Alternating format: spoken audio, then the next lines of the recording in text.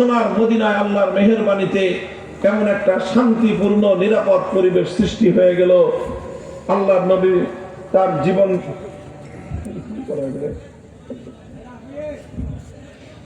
আল্লাহর নবী তার জীবন চলার পর বন্ধ করে দেন নাই।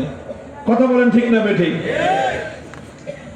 নবীজি দেখলেন যে আলহামদুলিল্লাহ মদিনায় অনুকূল পরিবেশ পাওয়া গিয়েছে, একটা নিরাপদ জায়গা পাওয়া গিয়েছে, ইসলামের শক্তি বাড়তেছে, মুসলমানদের সংখ্যা বাড়তেছে। আলহামদুলিল্লাহ একটি শক্তিশালী একটা কাফেলা তৈরি হয়ে গেল।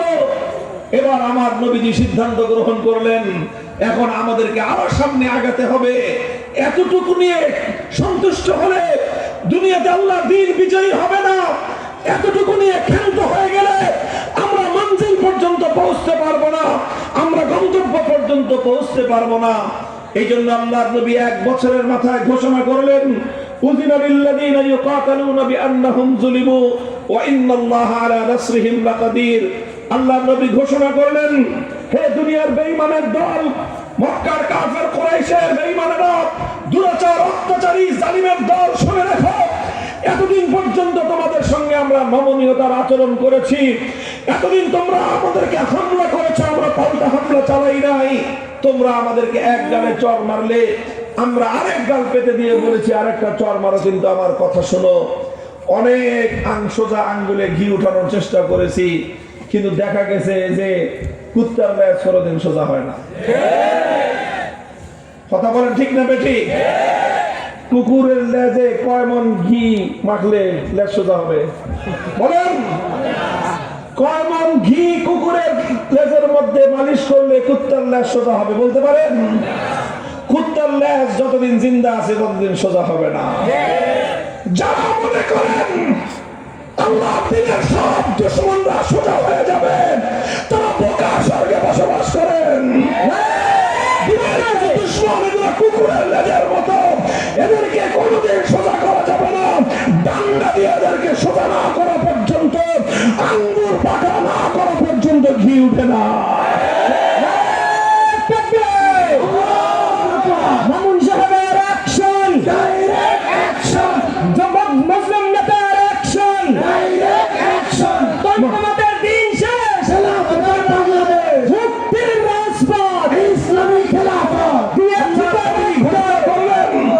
আল্লাহর পয়গম্বর ঘোষণা করলেন, এখন থেকে ইসলামের নীতি হলো, যারা ইসলামের উপর আঘাত করতে আসবে, যারা আল্লাহর দ্বীনের বাতি, আল্লাহর দ্বীনের প্রদীপ যারা নিভিয়ে দিতে আসবে, যেই কালো হাত কোন নির্যাতিত নিপীড়িত মুসলিম মুসলমানকে হামলা করতে আসবে, এখন আর এমনি ছেড়ে দেওয়া হবে না। যেই কালো হাত ইসলামের দিকে অগ্রসর হয়ে আসবে, সে হাত ভেঙ্গে গুড়িয়ে দেওয়া হবে। আল্লাহ নবী বদরের রণাঙ্গনে গেলেন, রক্ত দিলেন, 14 জন সাহাবী শাহাদাত বরণ করলেন। উহুদের ময়দানে গেলেন, 70 জন প্রিয় সাহাবীর জীবন গেল। নবীজির প্রাণাধিক প্রিয় চাচা যান হযরতে হামজা ইবনে আব্দুল মুত্তালিব রাদিয়াল্লাহু আনহু শহীদ হলেন। বেঈমানের দল ওনার বক্ষ বিদীর্ণ করে, কলিজা বের করে চিবায় চিবায় খেলো। আমার নবীর শরীর, নবীজির রক্তক্ষরণ হলো হৃদয় থেকে। আমার নবী নিজে মাথা ভাঙলেন, দন্দন শহীদ করলেন। সর্বশরীর থেকে রক্ত ঝরতে ঝরতে আমার নবী বেহুশ হয়ে জমিনে পড়ে গেলেন। কিন্তু আমার নবী ওই অবস্থাতেও সাহাবায়ে কেরামকে ডেকে ডেকে বললেন, ইলাইয়া ইবাদাল্লাহ, ইলাইয়া ইবাদাল্লাহ, হে আল্লাহর বান্দারা, আমাদের জীবন যেতে পারে, আমরা শহীদ হতে পারি, যতদিন এই জমিনে একজন ইমানদার থাকবে ততদিন আল্লাহর দ্বীনের ঝান্ডা ভুলুণ্ঠিত হতে পারে না। নবীজি সামনে অগ্রসর হলেন, খন্দকের জিহাদ হলো।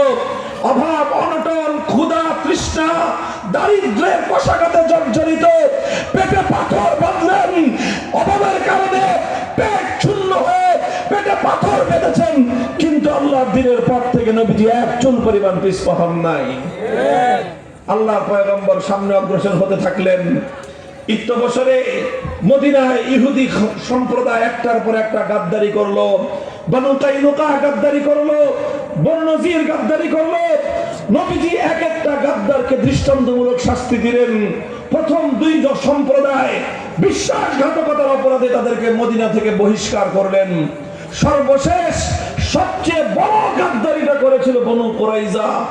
এই গাদ্দারির পরে আল্লাহর নবী তাদেরকে দৃষ্টান্তমূলক শাস্তি দিলেন।